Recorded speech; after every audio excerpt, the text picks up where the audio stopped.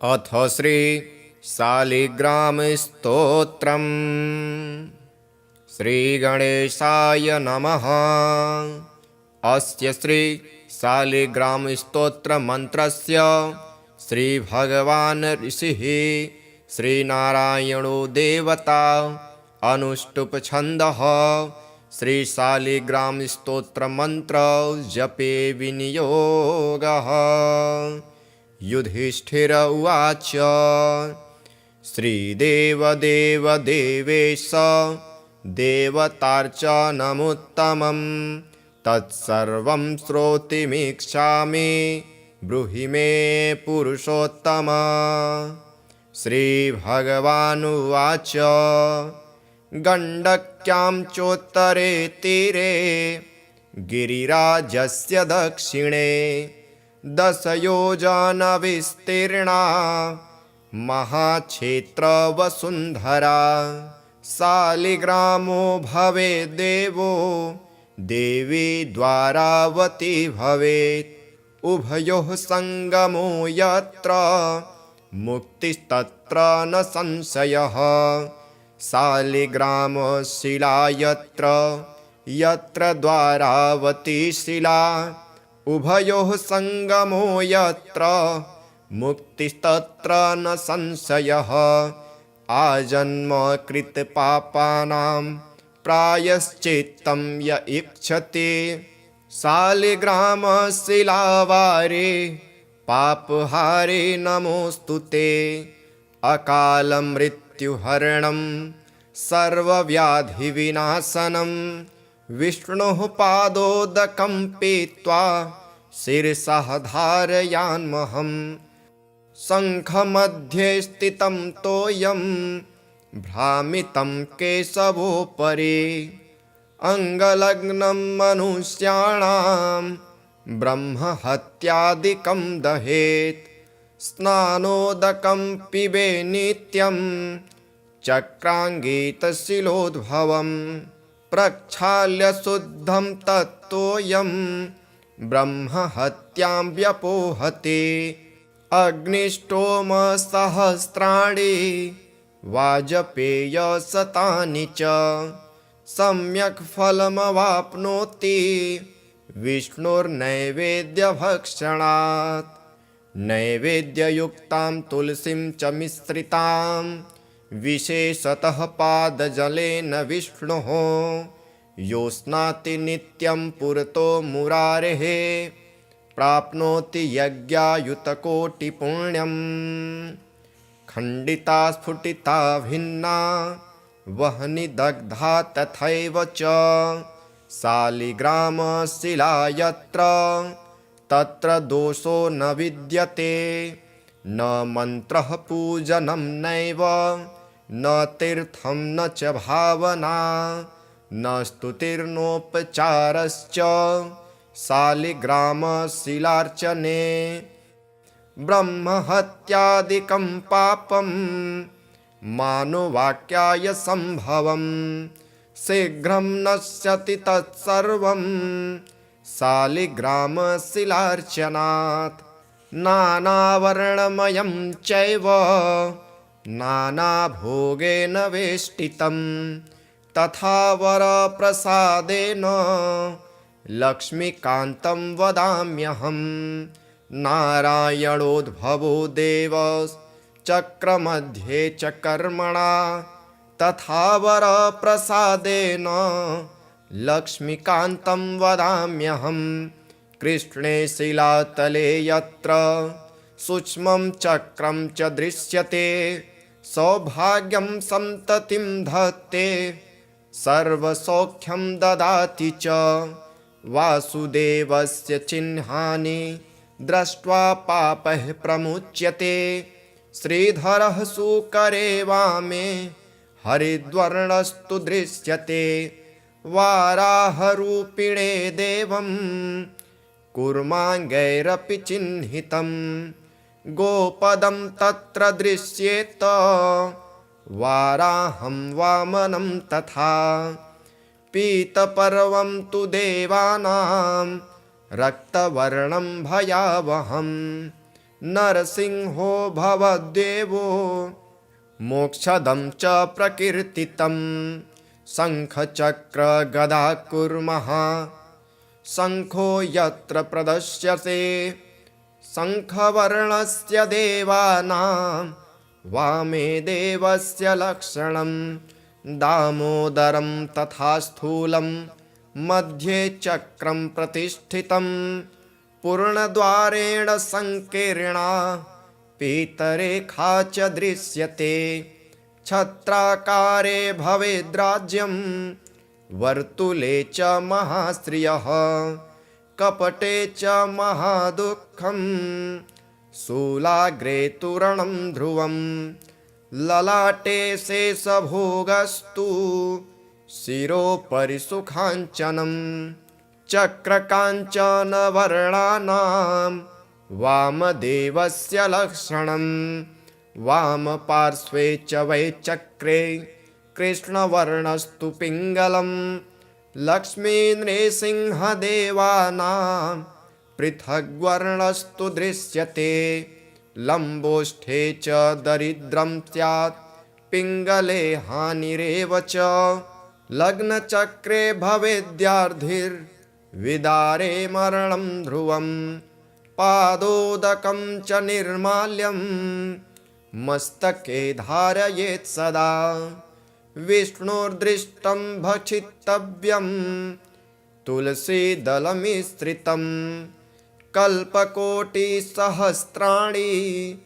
वैकुण्ठे वसते सदा शालिग्रामशिलाबिन्दुर्हत्याकोटिविनाशनः तस्मात् सम्पूजयेद्व्याप्त्वा पूजितं चापि सर्वदा शालिग्रामशिलास्तोत्रं यः पठेत् च द्विजोत्तमः स गच्छेत् परमं स्थानं यत्र लोकेश्वरो हरिः सर्वपापविनिर्मुक्तो विष्णुलोकं च गच्छति दशावतारो देवानां पृथग्वर्णस्तु दृश्यते स्फीतं लभते राज्यं विष्णुपूजामनुक्रमात् कोट्यो हि ब्रह्महत्यानाम् अगम्यागम्यकोटयः तः सर्वानाशमायान्ति विष्णुर्नैवेद्यभक्षणात् विष्णोः पादोदकं पीत्वा कोटिजन्माघनाशनं तस्मादष्टगुणं पापं भूमौ बिन्दुनिपातनात् इति श्री भविष्योत्तरपुराणे गण्डके शिलामाहात्म्ये श्रीकृष्ण युधिष्ठिर संवादे शालिग्राम स्तोत्रम्। अथ श्री हरिनाममाला स्तोत्रम्। गोविन्दं गोकुलानन्दं गोपालं गोपीवल्लभं गोवर्धनोद्धरं धीरं तं वन्दे गोमतीप्रियं नारायणं निराकारं नरवीरं नरोत्तमं नृसिंहं नागनाथं च तं वन्दे नरकान्तकं पीताम्बरं पद्मनाभं पद्माक्षं पुरुषोत्तमं पवित्रं परमानन्दं तं वन्दे परमेश्वरं राघवं रामचन्द्रं च रावणारिं रमापतिं राजीवलोचनं रामं तं वन्दे रघुनन्दनं वामनं विश्वरूपं च वासुदेवं च विठ्ठलं विश्वेश्वरं विभुं व्यासं तं वन्दे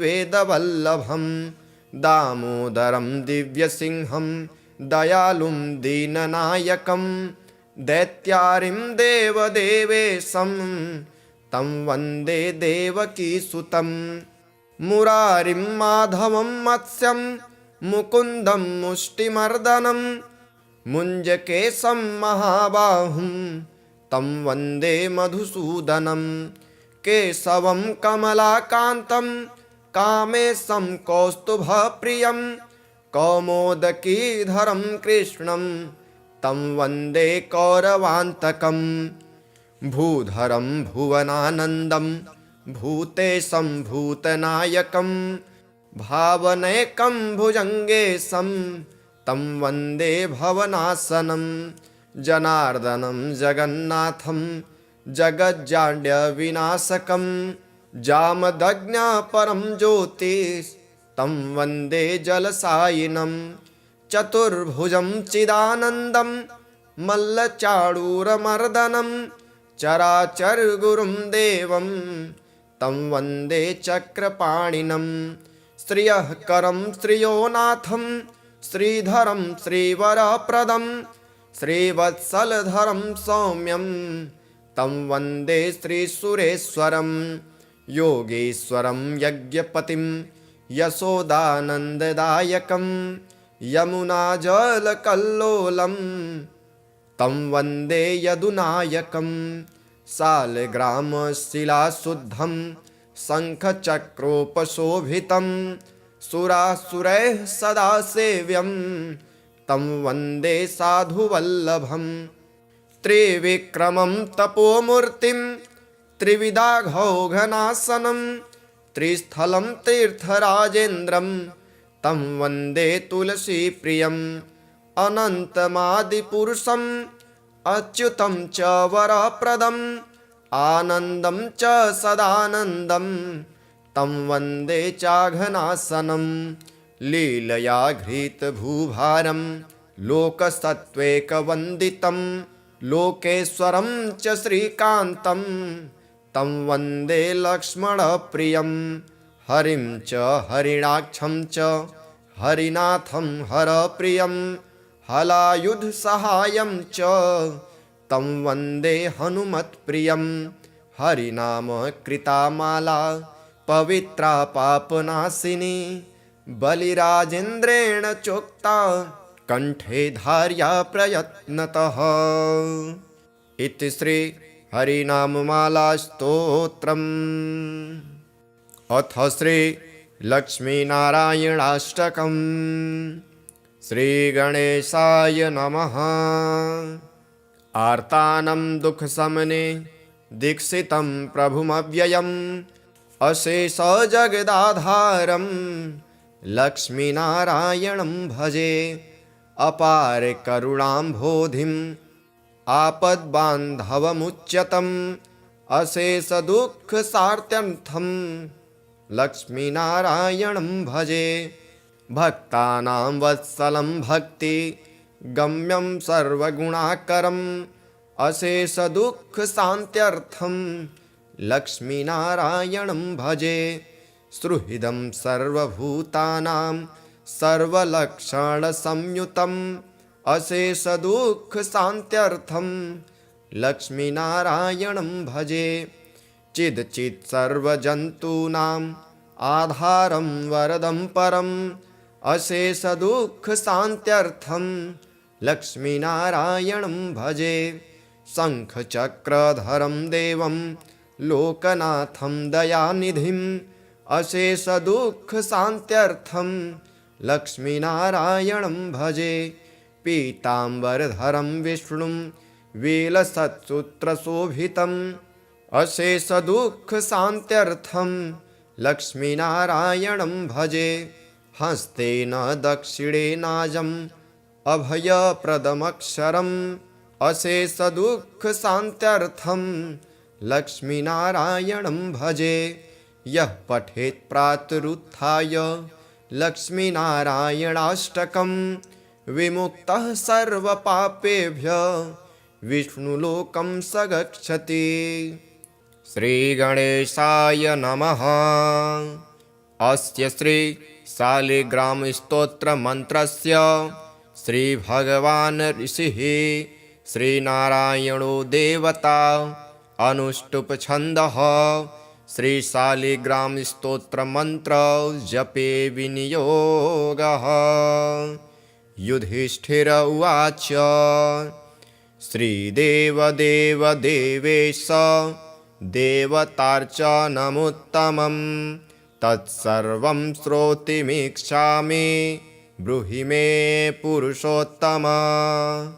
श्रीभगवानुवाच गण्डक्यां चोत्तरे तीरे गिरिराजस्य दक्षिणे 10 योजनविस्तीर्णा महाक्षेत्रवसुन्धरा शालिग्रामो भवेद्देवो देवी द्वारावती भवेत् उभयोः सङ्गमो यत्र मुक्तिस्तत्र न संशयः शालिग्रामशिला यत्र यत्र द्वारावती शिला उभयोः सङ्गमो यत्र मुक्तिस्तत्र न संशयः आजन्मकृतपापानां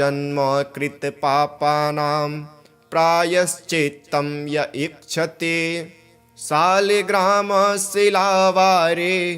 पापहारे नमोऽस्तु ते अकालमृत्युहरणं सर्वव्याधिविनाशनं विष्णोः पादोदकं पीत्वा शिरसः धारयाम्यहम् शङ्खमध्ये स्थितं तोयं भ्रामितं केशवोपरि अङ्गलग्नं मनुष्याणां ब्रह्महत्यादिकं दहेत् स्नानोदकं पिबे नित्यं चक्राङ्गीतशिलोद्भवं प्रक्षाल्य शुद्धं तत्तोयं ब्रह्महत्यां व्यपोहते अग्निष्टोमसहस्राणि वाजपेयशतानि च सम्यक् फलमवाप्नोति विष्णोर्नैवेद्यभक्षणात् नैवेद्ययुक्तां तुलसीं च मिश्रितां विशेषतः पादजलेन विष्णोः यो स्नाति नित्यं पुरतो मुरारेः प्राप्नोति यज्ञायुतकोटिपुण्यम् खण्डिता स्फुटिता भिन्ना वह्नि दग्धा तथैव च शालिग्रामशिला यत्र तत्र दोषो न विद्यते न मन्त्रः पूजनं नैव न तीर्थं न च भावना न स्तुतिर्नोपचारश्च शालिग्रामशिलार्चने ब्रह्महत्यादिकं पापं मानुवाक्याय सम्भवं शीघ्रं नश्यति तत्सर्वं शालिग्रामशिलार्चनात् नानावर्णमयं चैव नानाभोगेन वेष्टितं तथा वरप्रसादेन लक्ष्मीकान्तं वदाम्यहं नारायणोद्भवो देवश्चक्रमध्ये च कर्मणा तथा वरप्रसादेन लक्ष्मीकान्तं वदाम्यहं कृष्णे शिलातले यत्र सूक्ष्मं चक्रं च दृश्यते सौभाग्यं सन्ततिं धत्ते सर्वसौख्यं ददाति च वासुदेवस्य चिह्नानि दृष्ट्वा पापः प्रमुच्यते श्रीधरः सुकरे वामे हरिद्वर्णस्तु दृश्यते वाराहरूपिणे देवं कूर्माङ्गैरपि चिह्नितं गोपदं तत्र दृश्येत वाराहं वामनं तथा पीतपर्वं तु देवानां रक्तवर्णं भयावहं नरसिंहो भवद्देवो मोक्षदं च प्रकीर्तितं शङ्खचक्रगदा कुर्मः शङ्खो यत्र प्रदर्श्यते शङ्खवर्णस्य देवानां वामे देवस्य लक्षणं दामोदरं तथा स्थूलं मध्ये चक्रं प्रतिष्ठितं पूर्णद्वारेण संकीर्णा पीतरेखा च दृश्यते छत्राकारे भवेद्राज्यं वर्तुले च महाश्रियः कपटे च महादुःखं शूलाग्रे तोरणं ध्रुवं ललाटे शेषभोगस्तु शिरोपरि सुखाञ्चनं चक्रकाञ्चनवर्णानां वामदेवस्य लक्षणं वामपार्श्वे च वै चक्रे कृष्णवर्णस्तु पिङ्गलं लक्ष्मीनृसिंहदेवानां पृथग्वर्णस्तु दृश्यते लम्बोष्ठे च दरिद्रं स्यात् पिङ्गले हानिरेव च लग्नचक्रे भवेद्यार्धिर्विदारे मरणं ध्रुवं पादोदकं च निर्माल्यं मस्तके धारयेत् सदा विष्णोर्दृष्टं भक्षितव्यं तुलसीदलमिश्रितं कल्पकोटिसहस्राणि वैकुण्ठे वसते सदा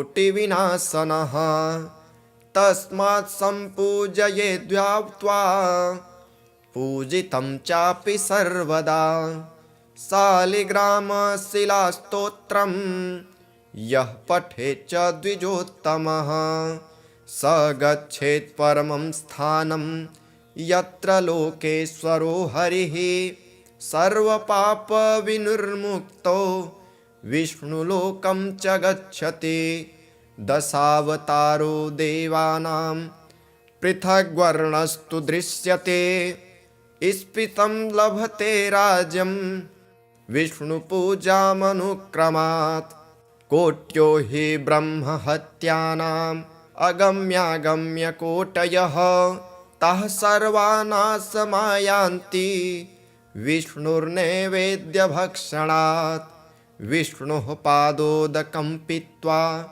कोटिजन्माघनाशनं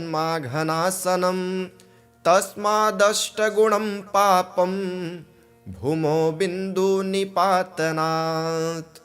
इति श्री भविष्योत्तरपुराणे गण्डके शिलामाहात्म्ये श्रीकृष्ण युधिष्ठिर संवादे शालिग्राम स्तोत्रम्। अथ श्री हरिनाममाला स्तोत्रम्।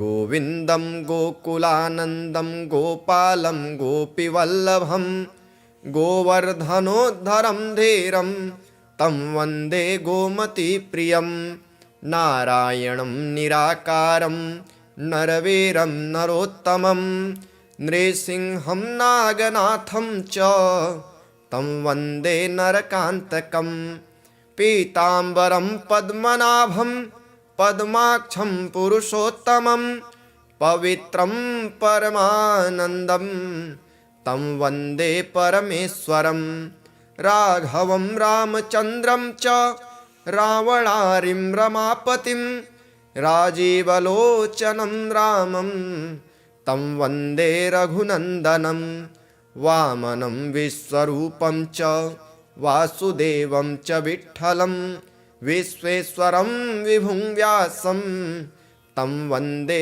वेदवल्लभं दामोदरं दिव्यसिंहं दयालुं दीननायकं दैत्यारिं देवदेवेशं तं वन्दे देवकीसुतं मुरारिं माधवं मत्स्यं मुकुन्दं मुष्टिमर्दनं मुञ्जकेशं महाबाहुं तं वन्दे मधुसूदनं केशवं कमलाकान्तं कामेशं कौस्तुभप्रियं कौमोदकीधरं कृष्णं तं वन्दे कौरवान्तकं भूधरं भुवनानन्दं भूतेशं भूतनायकं भावनैकं भुजङ्गेशं तं वन्दे भवनाशनं जनार्दनं जगन्नाथं जगज्जाड्यविनाशकं जामदग्न्यपरं ज्योतिस्तं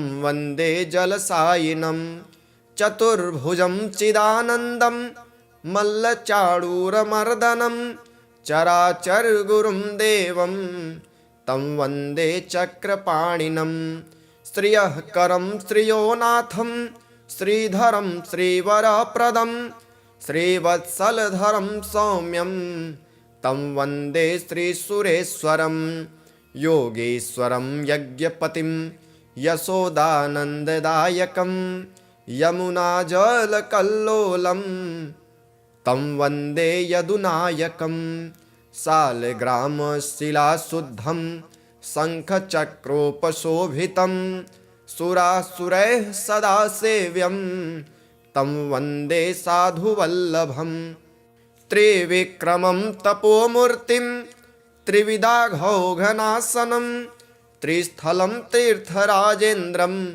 तं वन्दे तुलसीप्रियम् अनन्तमादिपुरुषम् अच्युतं च वरप्रदम् आनन्दं च सदानन्दं तं वन्दे चाघनाशनं लीलया घृतभूभारं लोकसत्त्वैकवन्दितं लोकेश्वरं च श्रीकान्तं तं वन्दे लक्ष्मणप्रियं हरिं च हरिणाक्षं च हरिनाथं हरप्रियं हलायुधसहायं च तं वन्दे हनुमत्प्रियं हरिनाम कृता माला पवित्रा पापनाशिनी बलिराजेन्द्रेण चोक्ता कण्ठे धार्या प्रयत्नतः इति श्री हरिनाममाला स्तोत्रम्। अथ श्री लक्ष्मीनारायणाष्टकम्। श्रीगणेशाय नमः। आर्तानं दुःखशमने दीक्षितं प्रभुमव्ययम् अशेषजगदाधारं लक्ष्मीनारायणं भजे। अपार करुणाम्भोधिम् आपद्बान्धवमुच्यतम् अशेषदुःखसार्त्यर्थं लक्ष्मीनारायणं भजे। भक्तानां वत्सलं भक्ति गम्यं सर्वगुणाकरम् अशेषदुःखशान्त्यर्थं लक्ष्मीनारायणं भजे। सुहृदं सर्वभूतानां सर्वलक्षणसंयुतम् अशेषदुःखशान्त्यर्थं लक्ष्मीनारायणं भजे। चिदचित् सर्वजन्तूनाम् आधारं वरदं परम् अशेषदुःखशान्त्यर्थं लक्ष्मीनारायणं भजे। शङ्खचक्रधरं देवं लोकनाथं दयानिधिम् अशेषदुःखशान्त्यर्थं लक्ष्मीनारायणं भजे। पीताम्बरधरं विष्णुं वेलसत्सूत्रशोभितम् अशेषदुःखशान्त्यर्थं लक्ष्मीनारायणं भजे। हस्तेन दक्षिणेनाजम् अभयप्रदमक्षरम् अशेषदुःखशान्त्यर्थं लक्ष्मीनारायणं भजे। यः पठेत् प्रातरुत्थाय लक्ष्मीनारायणाष्टकं विमुक्तः सर्वपापेभ्यः विष्णुलोकं स गच्छति। श्रीगणेशाय नमः। अस्य श्री शालिग्रामस्तोत्रमन्त्रस्य श्रीभगवान् ऋषिः श्रीनारायणो देवता अनुष्टुप् छन्दः श्रीशालिग्रामस्तोत्रमन्त्र जपे विनियोगः। युधिष्ठिर उवाच श्रीदेवदेवदेवेश देवतार्चनमुत्तमं तत्सर्वं श्रोतुमिच्छामि ब्रूहि मे पुरुषोत्तम। श्रीभगवानुवाच गण्डक्यां चोत्तरे तीरे गिरिराजस्य दक्षिणे 10 योजनविस्तीर्णा महाक्षेत्रवसुन्धरा। शालिग्रामो भवेद्देवो देवी द्वारावती भवेत्। उभयोः सङ्गमो यत्र मुक्तिस्तत्र न संशयः। शालिग्रामशिला यत्र यत्र द्वारावती शिला। उभयोः सङ्गमो यत्र मुक्तिस्तत्र न संशयः आजन्मकृतपापानां प्रायश्चित्तं य इच्छति शालिग्रामशिलावारे पापहारे नमोऽस्तु ते अकालमृत्युहरणं सर्वव्याधिविनाशनं विष्णोः पादोदकं पीत्वा शिरसः धारयाम्यहम् शङ्खमध्ये स्थितं तोयं भ्रामितं केशवोपरि अङ्गलग्नं मनुष्याणां ब्रह्महत्यादिकं दहेत् स्नानोदकं पिबे नित्यं चक्राङ्गीतशिलोद्भवं प्रक्षाल्य शुद्धं तत्तोयं ब्रह्महत्यां व्यपोहते अग्निष्टोमसहस्राणि वाजपेयशतानि च सम्यक् फलमवाप्नोति विष्णोर्नैवेद्यभक्षणात् नैवेद्ययुक्तां तुलसीं च मिश्रितां विशेषतः पादजलेन विष्णोः यो स्नाति नित्यं पुरतो मुरारेः प्राप्नोति यज्ञायुतकोटिपुण्यम् खण्डिता स्फुटिता भिन्ना वह्नि दग्धा तथैव च शालिग्रामशिला यत्र तत्र दोषो न विद्यते न मन्त्रः पूजनं नैव न तीर्थं न च भावना न स्तुतिर्नोपचारश्च शालिग्रामशिलार्चने ब्रह्महत्यादिकं पापं मानुवाक्याय सम्भवं शीघ्रं नश्यति तत्सर्वं शालिग्रामशिलार्चनात् नानावर्णमयं चैव नानाभोगेन वेष्टितं तथा वरप्रसादेन लक्ष्मीकान्तं वदाम्यहं नारायणोद्भवो देवश्चक्रमध्ये च कर्मणा तथा वरप्रसादेन लक्ष्मीकान्तं वदाम्यहं कृष्णे शिलातले यत्र सूक्ष्मं चक्रं च दृश्यते सौभाग्यं सन्ततिं धत्ते सर्वसौख्यं ददाति च वासुदेवस्य चिह्नानि दृष्ट्वा पापः प्रमुच्यते श्रीधरः सुकरे वामे हरिद्वर्णस्तु दृश्यते वाराहरूपिणे देवं कूर्माङ्गैरपि चिह्नितं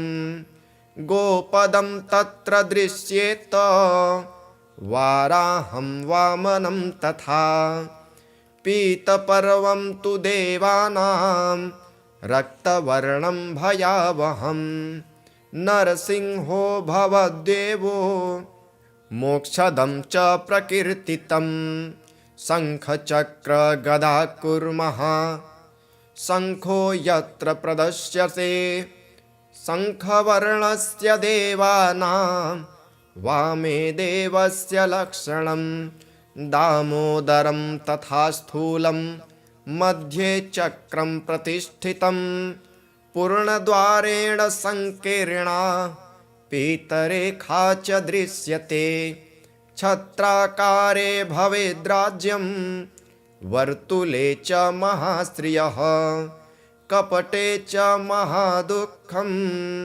शूलाग्रे तूरणं ध्रुवं ललाटे शेषभोगस्तु शिरोपरि सुखाञ्चनं चक्रकाञ्चनवर्णानां वामदेवस्य लक्षणं वामपार्श्वे च वै चक्रे कृष्णवर्णस्तु पिङ्गलं लक्ष्मीनृसिंहदेवानां पृथग्वर्णस्तु दृश्यते लम्बोष्ठे च दरिद्रं स्यात् पिङ्गले हानिरेव च लग्नचक्रे भवेद्यार्धिर्विदारे मरणं ध्रुवं पादोदकं च निर्माल्यं मस्तके धारयेत् सदा। विष्णोर्दृष्टं भक्षितव्यं तुलसीदलमिश्रितं कल्पकोटिसहस्राणि वैकुण्ठे वसते सदा। शालिग्रामशिलाबिन्दुर्हत्याकोटिविनाशनः तस्मात् सम्पूजयेद्व्याप्त्वा पूजितं चापि सर्वदा। शालिग्रामशिलास्तोत्रं यः पठेत् च द्विजोत्तमः स गच्छेत् परमं स्थानं यत्र लोकेश्वरो हरिः। सर्वपापविनिर्मुक्तो विष्णुलोकं च गच्छति। दशावतारो देवानां पृथग्वर्णस्तु दृश्यते। स्फीतं लभते राज्यं विष्णुपूजामनुक्रमात्। कोट्यो हि ब्रह्महत्यानाम् अगम्यागम्यकोटयः ताः सर्वा नाशमायान्ति विष्णुर्नैवेद्यभक्षणात्। विष्णोः पादोदकं पीत्वा कोटिजन्माघनाशनं तस्मादष्टगुणं पापं भूमौ बिन्दुनिपातनात्। इति श्री भविष्योत्तर पुराणे गण्डके शिलामाहात्म्ये श्रीकृष्ण युधिष्ठिर संवादे शालिग्राम स्तोत्रम्। अथ श्री हरिनाममाला स्तोत्रम्। गोविन्दं गोकुलानन्दं गोपालं गोपीवल्लभं गोवर्धनोद्धरं धीरं तं वन्दे गोमतीप्रियं। नारायणं निराकारं नरवीरं नरोत्तमं नृसिंहं नागनाथं च तं वन्दे नरकान्तकं। पीताम्बरं पद्मनाभं पद्माक्षं पुरुषोत्तमं पवित्रं परमानन्दं तं वन्दे परमेश्वरं। राघवं रामचन्द्रं च रावणारिं रमापतिं राजीवलोचनं रामं तं वन्दे रघुनन्दनं। वामनं विश्वरूपं च वासुदेवं च विठ्ठलं विश्वेश्वरं विभुं व्यासं तं वन्दे वेदवल्लभं। दामोदरं दिव्यसिंहं दयालुं दीननायकं दैत्यारिं देवदेवेशं तं वन्दे देवकीसुतं। मुरारिं माधवं मत्स्यं मुकुन्दं मुष्टिमर्दनं मुञ्जकेशं महाबाहुं तं वन्दे मधुसूदनं। केशवं कमलाकान्तं कामेशं कौस्तुभप्रियं कौमोदकीधरं कृष्णं तं वन्दे कौरवान्तकं। भूधरं भुवनानन्दं भूतेशं भूतनायकं भावनैकं भुजङ्गेशं तं वन्दे भवनाशनं। जनार्दनं जगन्नाथं जगज्जाड्यविनाशकं जामदग्न्यपरं ज्योतिस्तं वन्दे जलसायिनं। चतुर्भुजं चिदानन्दं मल्लचाडूरमर्दनं चराचरगुरुं देवं तं वन्दे चक्रपाणिनं। श्रियःकरं श्रियोनाथं श्रीधरं श्रीवरप्रदं श्रीवत्सलधरं सौम्यं तं वन्दे श्रीसुरेश्वरं। योगेश्वरं यज्ञपतिं यशोदानन्ददायकं यमुनाजलकल्लोलं तं वन्दे यदुनायकं। शालग्रामशिलाशुद्धं शङ्खचक्रोपशोभितं सुरासुरैः सदा सेव्यं तं वन्दे साधुवल्लभं। त्रिविक्रमं तपोमूर्तिं त्रिविधाघौघनाशनं त्रिस्थलं तीर्थराजेन्द्रं तं वन्दे तुलसीप्रियं। अनन्तमादिपुरुषम् अच्युतं च वरप्रदम् आनन्दं च सदानन्दं तं वन्दे चाघनासनं लीलया घृतभूभारं लोकसत्त्वैकवन्दितं लोकेश्वरं च श्रीकान्तं तं वन्दे लक्ष्मणप्रियं हरिं च हरिणाक्षं च हरिनाथं हरप्रियं हलायुधसहायं च तं वन्दे हनुमत्प्रियं हरिनाम कृता माला पवित्रा पापनाशिनी बलिराजेन्द्रेण चोक्ता कंठे धार्या प्रयत्नतः। इति श्री हरिनाममाला स्तोत्रम्। अथ श्री लक्ष्मीनारायणाष्टकम्। श्रीगणेशाय नमः। आर्तानं दुःखशमने दीक्षितं प्रभुमव्ययम् अशेषजगदाधारं लक्ष्मीनारायणं भजे। अपार करुणाम्भोधिम् आपद्बान्धवमुच्यतम् अशेषदुःखसार्त्यर्थं लक्ष्मीनारायणं भजे। भक्तानां वत्सलं भक्ति गम्यं सर्वगुणाकरम् अशेषदुःखशान्त्यर्थं लक्ष्मीनारायणं भजे। सुहृदं सर्वभूतानां सर्वलक्षणसंयुतम् अशेषदुःखशान्त्यर्थं लक्ष्मीनारायणं भजे।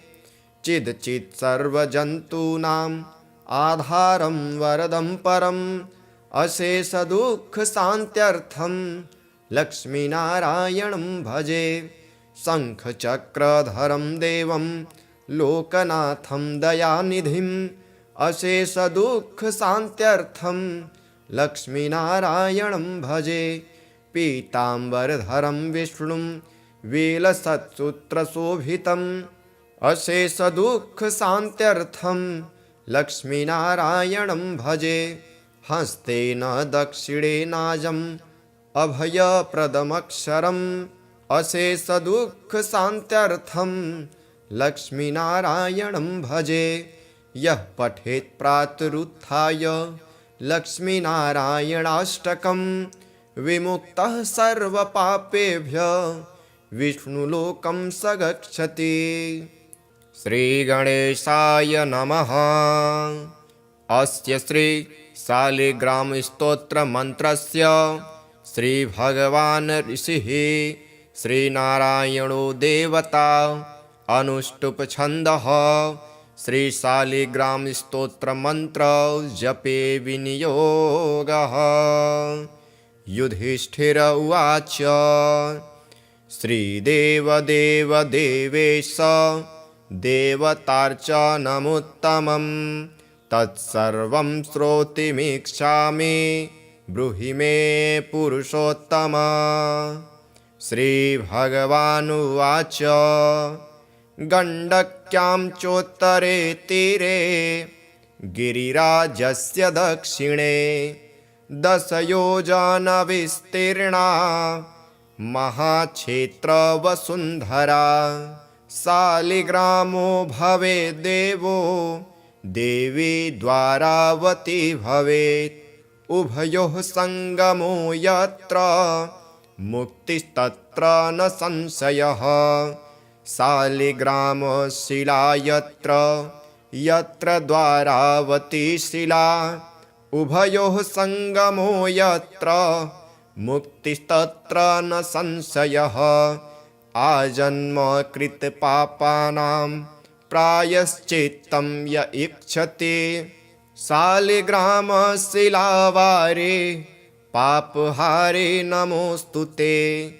अकालमृत्युहरणं सर्वव्याधिविनाशनं विष्णोः पादोदकं पीत्वा शिरसः धारयाम्यहम्।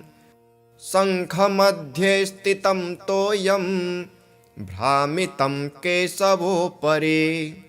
अङ्गलग्नं मनुष्याणां ब्रह्महत्यादिकं दहेत्।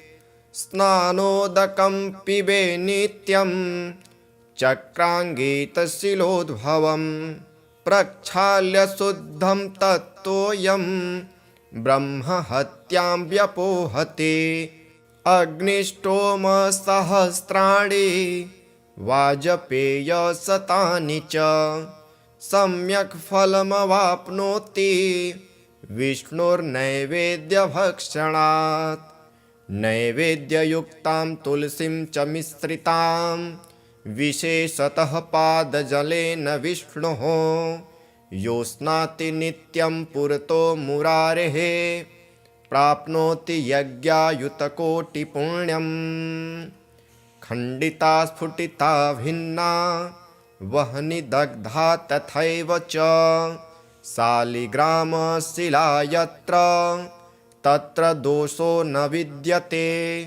न मन्त्रः पूजनं नैव न तीर्थं न च भावना न स्तुतिर्नोपचारश्च शालिग्रामशिलार्चने ब्रह्महत्यादिकं पापं मानुवाक्याय सम्भवं शीघ्रं नश्यति तत्सर्वं शालिग्रामशिलार्चनात् नानावर्णमयं चैव नानाभोगेन वेष्टितं तथा वरप्रसादेन लक्ष्मीकान्तं वदाम्यहम् नारायणोद्भवो देवश्चक्रमध्ये च कर्मणा तथा वरप्रसादेन लक्ष्मीकान्तं वदाम्यहम् कृष्णे शिलातले यत्र सूक्ष्मं चक्रं च दृश्यते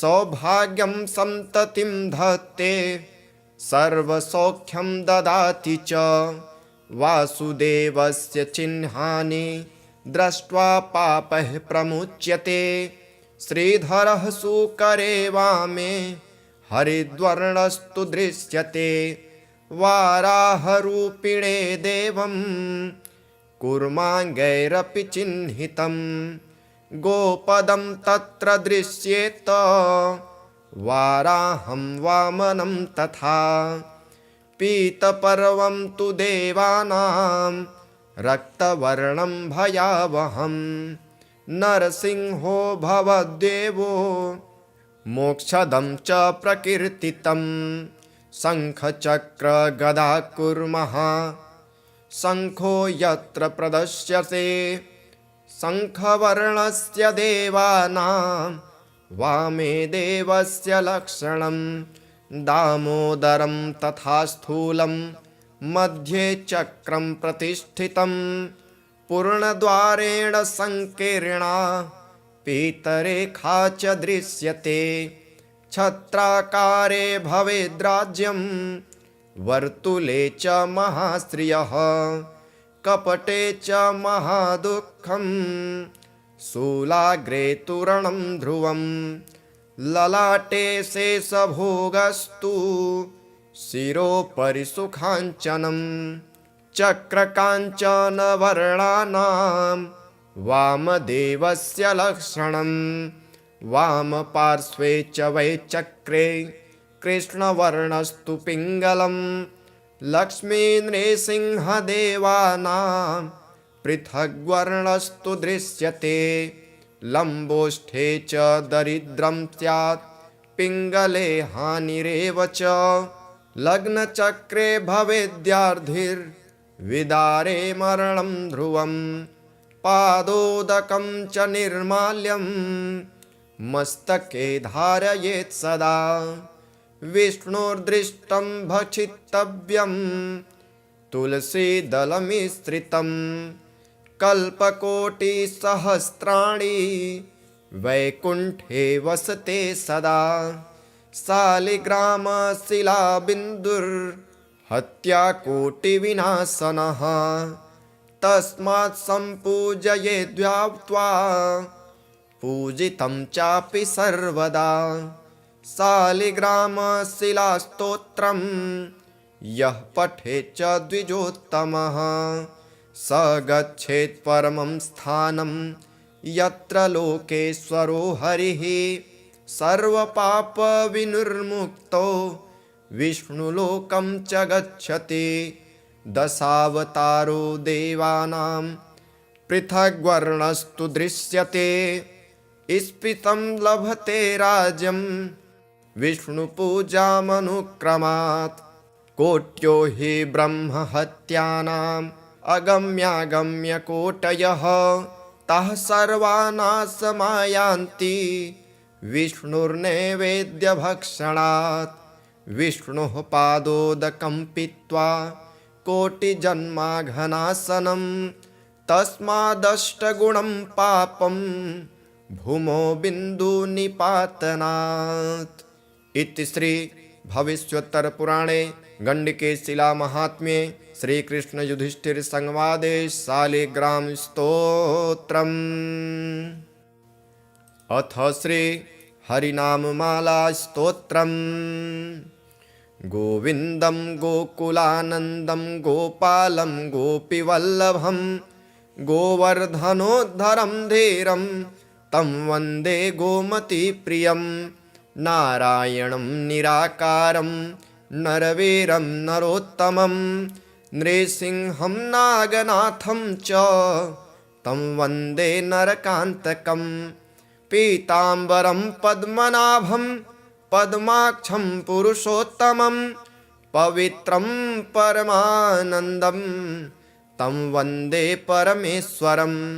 राघवं रामचन्द्रं च रावणारिं रमापतिं राजीवलोचनं रामं तं वन्दे रघुनन्दनं। वामनं विश्वरूपं च वासुदेवं च विठ्ठलं विश्वेश्वरं विभुं व्यासं तं वन्दे वेदवल्लभं। दामोदरं दिव्यसिंहं दयालुं दीननायकं दैत्यारिं देवदेवेशं तं वन्दे देवकीसुतं। मुरारिं माधवं मत्स्यं मुकुन्दं मुष्टिमर्दनं मुञ्जकेशं महाबाहुं तं वन्दे मधुसूदनं। केशवं कमलाकान्तं कामेशं कौस्तुभप्रियं कौमोदकीधरं कृष्णं तं वन्दे कौरवान्तकं। भूधरं भुवनानन्दं भूतेशं भूतनायकं भावनैकं भुजङ्गेशं तं वन्दे भवनाशनं। जनार्दनं जगन्नाथं जगज्जाड्यविनाशकं जामदग्न्यपरं ज्योतिस्तं वन्दे जलसायिनं। चतुर्भुजं चिदानन्दं मल्लचाडूरमर्दनं चराचरगुरुं देवं तं वन्दे चक्रपाणिनं। श्रियःकरं श्रियोनाथं श्रीधरं श्रीवरप्रदं श्रीवत्सलधरं सौम्यं तं वन्दे श्रीसुरेश्वरं। योगेश्वरं यज्ञपतिं यशोदानन्ददायकं यमुनाजलकल्लोलं तं वन्दे यदुनायकं। शालग्रामशिलाशुद्धं शङ्खचक्रोपशोभितं सुरासुरैः सदा सेव्यं तं वन्दे साधुवल्लभं। त्रिविक्रमं तपोमूर्तिं त्रिविधाघौघनाशनं त्रिस्थलं तीर्थराजेन्द्रं तं वन्दे तुलसीप्रियम्।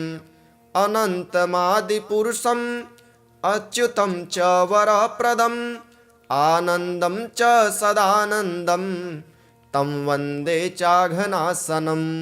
लीलया घृतभूभारं लोकसत्त्वैकवन्दितं लोकेश्वरं च श्रीकान्तं तं वन्दे लक्ष्मणप्रियं।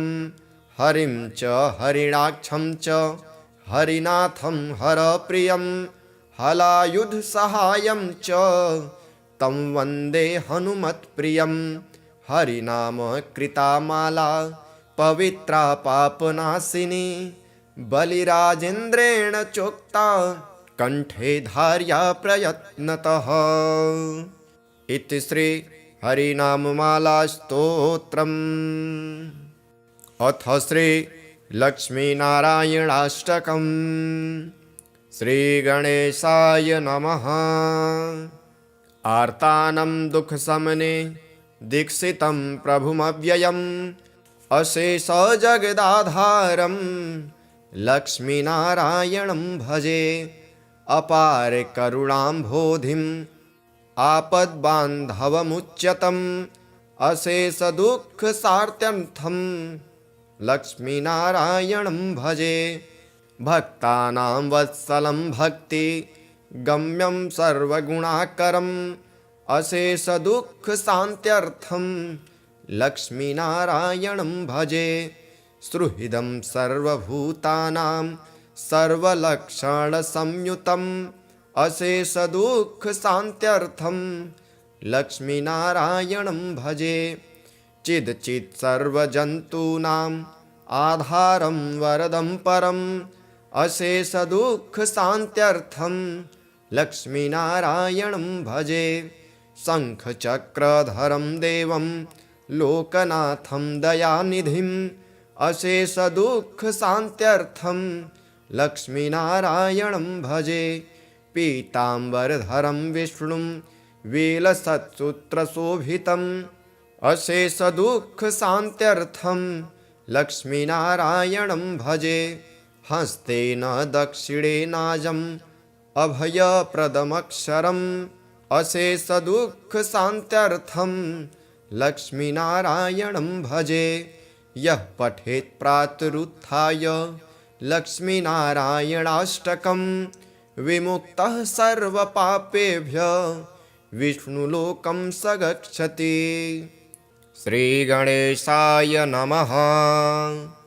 अस्य श्री शालिग्रामस्तोत्रमन्त्रस्य श्रीभगवान् ऋषिः श्रीनारायणो देवता अनुष्टुप् छन्दः।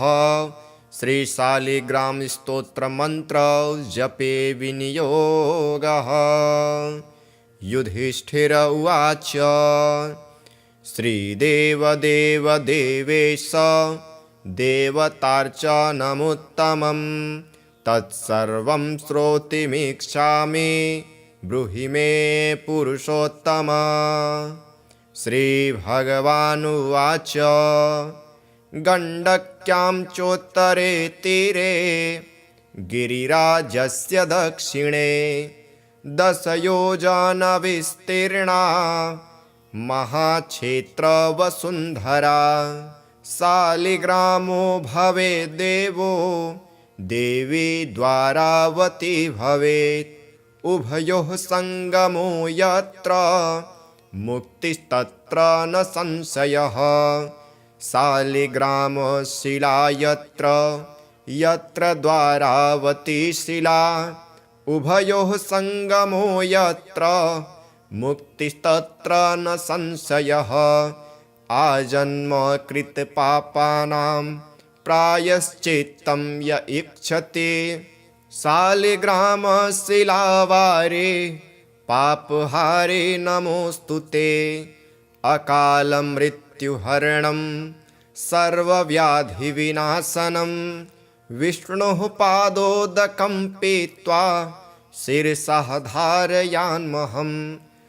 शङ्खमध्ये स्थितं तोयं भ्रामितं केशवोपरि अङ्गलग्नं मनुष्याणां ब्रह्महत्यादिकं दहेत्। स्नानोदकं पिबे नित्यं चक्राङ्गीतशिलोद्भवं प्रक्षाल्य शुद्धं तत्तोयं ब्रह्महत्यां व्यपोहति।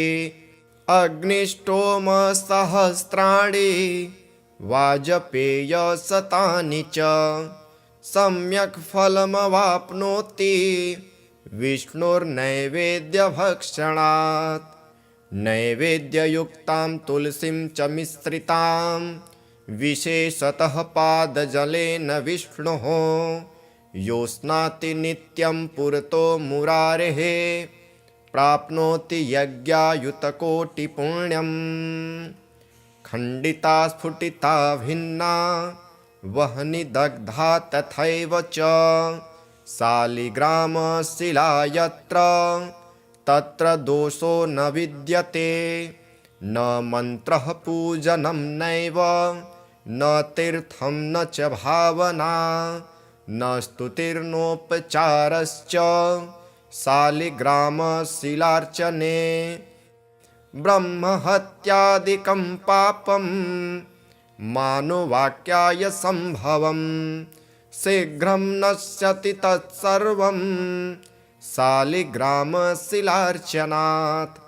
नानावर्णमयं चैव नानाभोगेन वेष्टितं तथा वरप्रसादेन लक्ष्मीकान्तं वदाम्यहं नारायणोद्भवो देवश्चक्रमध्ये च कर्मणा तथा वरप्रसादेन लक्ष्मीकान्तं वदाम्यहं कृष्णे शिलातले यत्र सूक्ष्मं चक्रं च दृश्यते सौभाग्यं सन्ततिं धत्ते सर्वसौख्यं ददाति च वासुदेवस्य चिह्नानि दृष्ट्वा पापः प्रमुच्यते श्रीधरः सुकरे वामे हरिद्वर्णस्तु दृश्यते वाराहरूपिणे देवं कूर्माङ्गैरपि चिह्नितं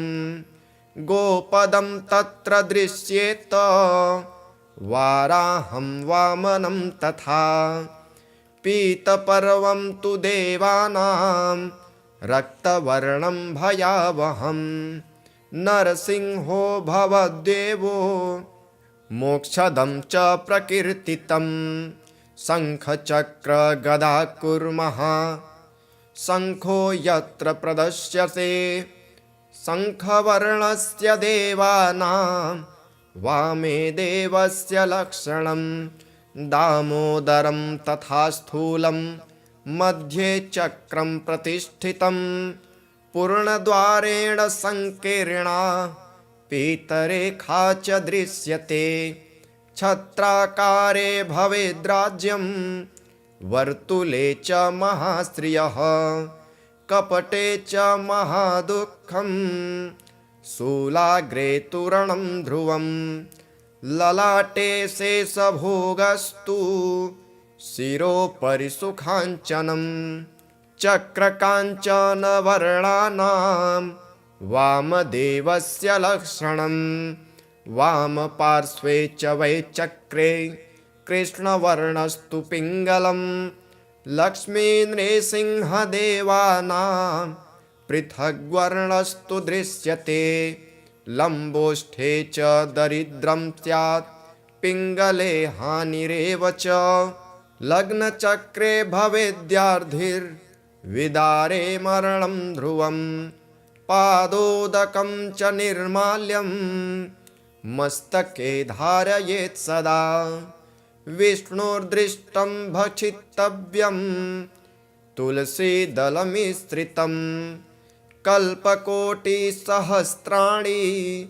वैकुण्ठे वसते सदा शालिग्रामशिलाबिन्दुर्हत्याकोटिविनाशनः तस्मात् सम्पूजयेद्व्याप्त्वा पूजितं चापि सर्वदा शालिग्रामशिलास्तोत्रं यः पठेत् च द्विजोत्तमः स गच्छेत् परमं स्थानं यत्र लोकेश्वरो हरिः सर्वपापविनिर्मुक्तो विष्णुलोकं च गच्छति दशावतारो देवानां पृथग्वर्णस्तु दृश्यते स्फीतं लभते राज्यं विष्णुपूजामनुक्रमात् कोट्यो हि ब्रह्महत्यानाम् अगम्यागम्यकोटयः तः सर्वानाशमायान्ति विष्णुर्नैवेद्यभक्षणात् विष्णोः पादोदकं पीत्वा कोटिजन्माघनाशनं तस्मादष्टगुणं पापं भूमौ बिन्दुनिपातनात्। इति श्री भविष्योत्तर पुराणे गण्डके शिला महात्म्ये श्रीकृष्ण युधिष्ठिर संवादे शालिग्राम स्तोत्रम्। अथ श्री हरिनाममाला स्तोत्रम्। गोविन्दं गोकुलानन्दं गोपालं गोपीवल्लभं गोवर्धनोद्धरं धीरं तं वन्दे गोमतीप्रियं। नारायणं निराकारं नरवीरं नरोत्तमं नृसिंहं नागनाथं च तं वन्दे नरकान्तकं। पीताम्बरं पद्मनाभं पद्माक्षं पुरुषोत्तमं पवित्रं परमानन्दं तं वन्दे परमेश्वरं। राघवं रामचन्द्रं च रावणारिं रमापतिं राजीवलोचनं रामं तं वन्दे रघुनन्दनं। वामनं विश्वरूपं च वासुदेवं च विठ्ठलं विश्वेश्वरं विभुं व्यासं तं वन्दे वेदवल्लभं। दामोदरं दिव्यसिंहं दयालुं दीननायकं दैत्यारिं देवदेवेशं तं वन्दे देवकीसुतं। मुरारिं माधवं मत्स्यं मुकुन्दं मुष्टिमर्दनं मुञ्जकेशं महाबाहुं तं वन्दे मधुसूदनं। केशवं कमलाकान्तं कामेशं कौस्तुभप्रियं कौमोदकीधरं कृष्णं तं वन्दे कौरवान्तकं। भूधरं भुवनानन्दं भूतेशं भूतनायकं भावनैकं भुजङ्गेशं तं वन्दे भवनाशनं। जनार्दनं जगन्नाथं जगज्जाड्यविनाशकं जामदग्न्यपरं ज्योतिस्तं वन्दे जलसायिनं। चतुर्भुजं चिदानन्दं मल्लचाडूरमर्दनं चराचरगुरुं देवं तं वन्दे चक्रपाणिनं। श्रियःकरं श्रियोनाथं श्रीधरं श्रीवरप्रदं श्रीवत्सलधरं सौम्यं तं वन्दे श्रीसुरेश्वरं। योगेश्वरं यज्ञपतिं यशोदानन्ददायकं यमुनाजलकल्लोलं तं वन्दे यदुनायकं। शालग्रामशिलाशुद्धं शङ्खचक्रोपशोभितं सुरासुरैः सदा सेव्यं तं वन्दे साधुवल्लभं। त्रिविक्रमं तपोमूर्तिं त्रिविधाघौघनाशनं त्रिस्थलं तीर्थराजेन्द्रं तं वन्दे तुलसीप्रियम्।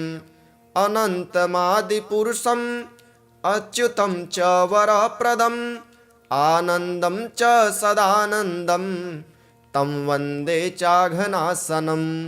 लीलया घृतभूभारं लोकसत्त्वैकवन्दितं लोकेश्वरं च श्रीकान्तं तं वन्दे लक्ष्मणप्रियं।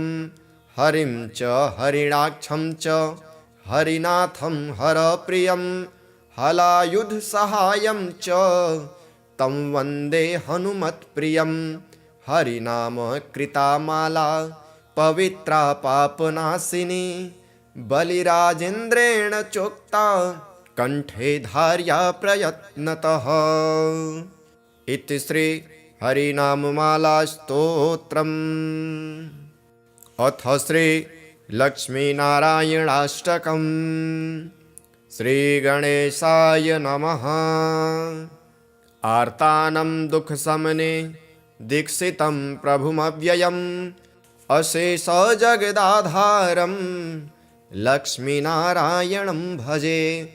अपार करुणाम्भोधिम् आपद्बान्धवमुच्यतम् अशेषदुःखसार्त्यर्थं लक्ष्मीनारायणं भजे। भक्तानां वत्सलं भक्ति गम्यं सर्वगुणाकरम् अशेषदुःखशान्त्यर्थं लक्ष्मीनारायणं भजे। सुहृदं सर्वभूतानां सर्वलक्षणसंयुतम् अशेषदुःखशान्त्यर्थं लक्ष्मीनारायणं भजे। चिदचित् सर्वजन्तूनाम् आधारं वरदं परम् अशेषदुःखशान्त्यर्थं लक्ष्मीनारायणं भजे। शङ्खचक्रधरं देवं लोकनाथं दयानिधिम् अशेषदुःखशान्त्यर्थं लक्ष्मीनारायणं भजे। पीताम्बरधरं विष्णुं वेलसत्सूत्रशोभितम् अशेषदुःखशान्त्यर्थं लक्ष्मीनारायणं भजे। हस्तेन दक्षिणेनाजम् अभयप्रदमक्षरम् अशेषदुःखशान्त्यर्थं लक्ष्मीनारायणं भजे। यः पठेत् प्रातरुत्थाय लक्ष्मीनारायणाष्टकं विमुक्तः सर्वपापेभ्यः विष्णुलोकं स गच्छति। इति श्री लक्ष्मीनारायणाष्टकम्।